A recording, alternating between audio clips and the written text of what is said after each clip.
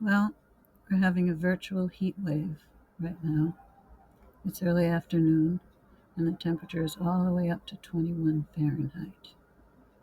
Once I could have transferred that to Celsius for those of you watching from a distance, but those days are gone. I can't transfer that anymore. But you can figure that out if you use Celsius. 21 degrees Fahrenheit. When I got up this morning at 9 o'clock, it was only 16 degrees Fahrenheit. So yes, a heat wave we're having, 5 whole degrees higher, but going down. The ice and snow that we had in our little storm a couple of days ago is still on the ground in my driveway because my plowman doesn't come out for just an inch of snow. Why would he? I would have to pay him if he did. And he doesn't want me to have to pay him for an inch of snow, nor do I want to. But that meant that my stairs were left unaddressed and my car stayed under a frozen inch and a half of snow for the following 2 days. However, it did thaw out. It did thaw out yesterday afternoon in time for me to go to my cousin's wife's wake down in Salem, Mass. After the wake, my sisters and I went to the Hawthorne Hotel across the street and had a late supper.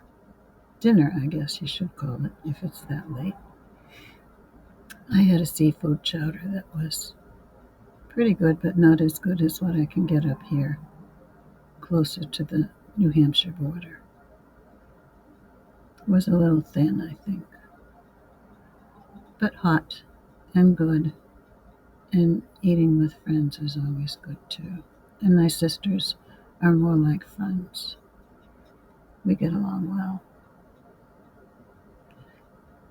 My fabric shop has again been invaded by at least one raccoon, and he is looking for food, and there is no food in my fabric shop. Deliberately, no food. When I eat, I come in the house to eat, and I leave my crumbs behind me in the house. However, he did find little stacks of tiny Ziploc bags that hold replacement parts for antique sewing machines. Ripped those all apart, spread the tools and parts all over the shop floor.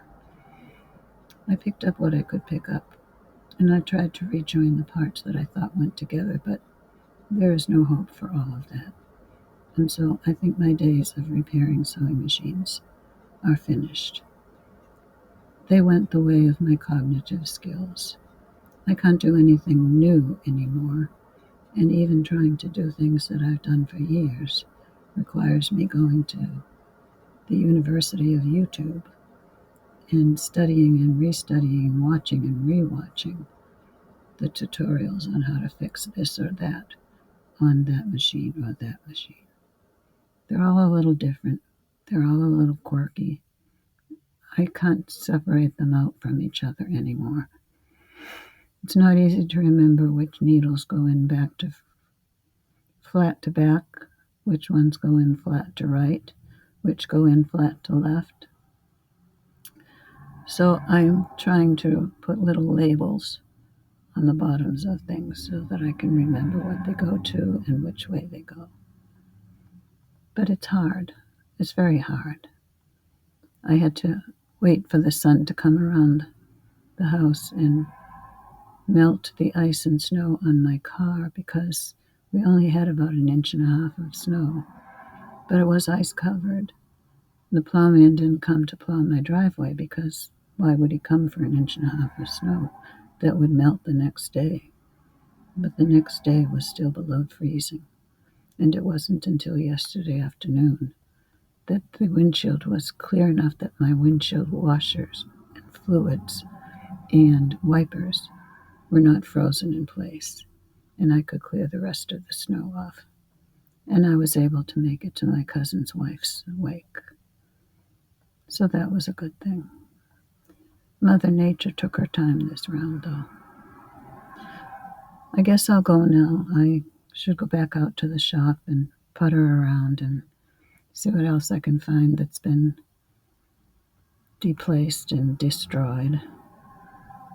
pick up the pieces. I haven't had many customers in the few months that I've been open since September.